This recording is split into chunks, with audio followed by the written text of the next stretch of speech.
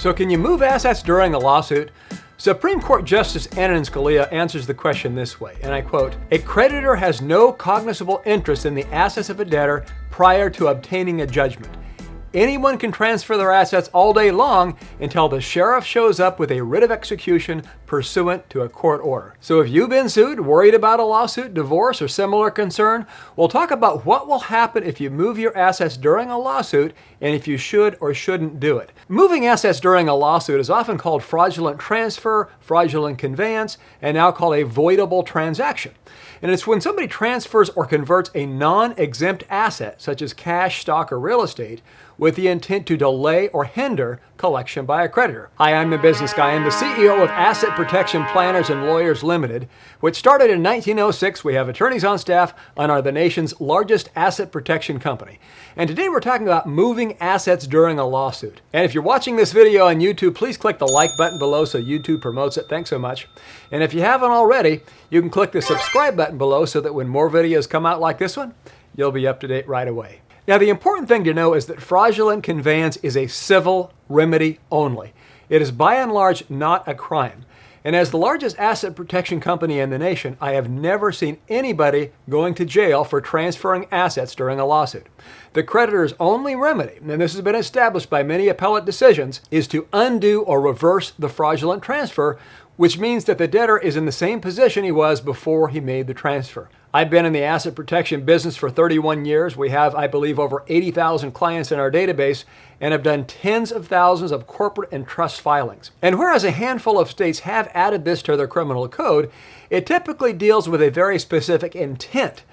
Because of fraudulent transfer laws, many domestic or U.S.-based asset protection trusts do not tend to work very well if you move your assets into one of those during a lawsuit because a judge can easily undo the transfer. Whereas an offshore trust is outside of the local court's jurisdiction and your local courts do not have the right to issue court orders to our foreign trustee/law firm. So the term fraudulent conveyance sounds scarier than it really is. It is simply a civil matter, not typically a criminal one. So in my experience, it's usually better to do it and then make them fight for it than it is to just roll over like a dead dog and leave your assets out in the open.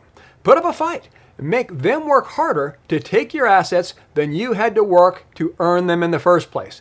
Now, this isn't legal advice. Talk to an attorney for that. We have attorneys on staff who you can talk to, so visit our website and fill out a free consultation form for that. Fraudulent transfer laws are statutory, meaning they're written in the law books, and our local fraudulent transfer laws do not provide for criminal remedies for moving assets during a lawsuit. And they do not give the ability to assess additional damages or fees against the debtor. Now, there are certain drawbacks to attempting fraudulent conveyance that involve friends or family members. If you move your assets during a lawsuit to them, these people will often end up in a fraudulent transfer lawsuit.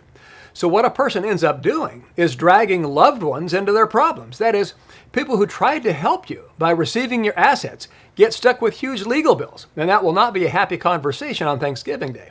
So don't transfer assets to friends or loved ones. Don't transfer to your spouse.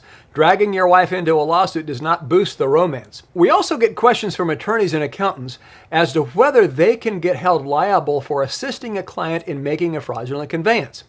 The answer here is typically no. For example, the Florida Supreme Court dealt with this issue specifically in a dispute between a debtor and a bank.